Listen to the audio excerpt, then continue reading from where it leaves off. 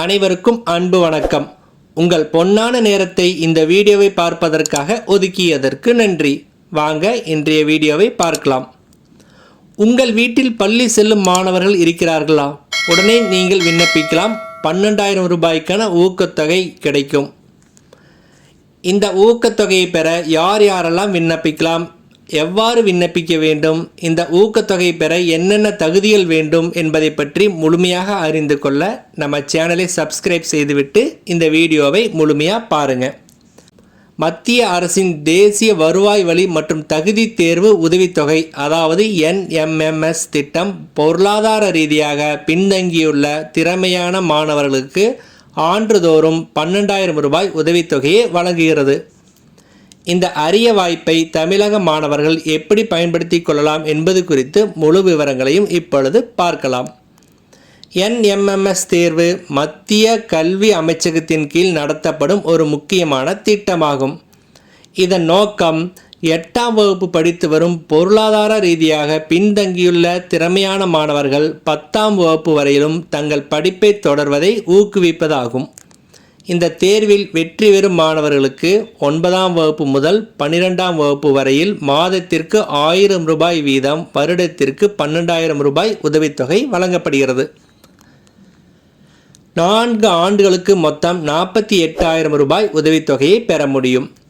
இந்த திட்டத்தின் கீழ் ஒவ்வொரு ஆண்டும் 1 லட்சம் பேருக்கு உதவித்தொகை வழங்கப்படுகிறது. அதுவும் இந்தியாவில் படிக்கும் மாணவர்களுக்கே இந்த திட்டம் பொருந்தும். இந்த திட்டத்திற்கு யாரெல்லாம் விண்ணப்பிக்கலாம் என்று பார்த்தால், அரசு பள்ளிகள், அரசு உதவி பெறும் பள்ளிகள் மற்றும் உள்ளாட்சி அமைப்புகளால் நடத்தப்படும் பள்ளிகளில் 8ஆம் வகுப்பு படிக்கும் மாணவர்கள் விண்ணப்பிக்கலாம். தனியார் பள்ளிகள், கேந்திரிய வித்யாலயா பள்ளிகள் மற்றும் நவோதயா வித்யாலயா பள்ளிகளில் படிக்கும் மாணவர்கள் இந்த திட்டத்திற்கு விண்ணப்பிக்க முடியாது. மாணவர்களின் பெற்றோர் அல்லது பாதுகாவலரின் ஆண்டு வருமானம் 3.5 லட்சத்திற்கும் மிகாமல் இருக்க வேண்டும். மேலும் 7ஆம் வகுப்பு தேர்வில் குறைந்தபட்சம் 55% மதிப்பெண்கள் பெற்றிருக்க வேண்டும். SC மற்றும் ST பிரிவை சேர்ந்த மாணவர்களுக்கு 5% மதிப்பெண் தளர்வு உண்டு. அதாவது இவர்கள் 50% மதிப்பெண்கள் எடுத்திருந்தால் போதுமானது. NMMS தேர்வு 2 பகுதிகளை கொண்டது.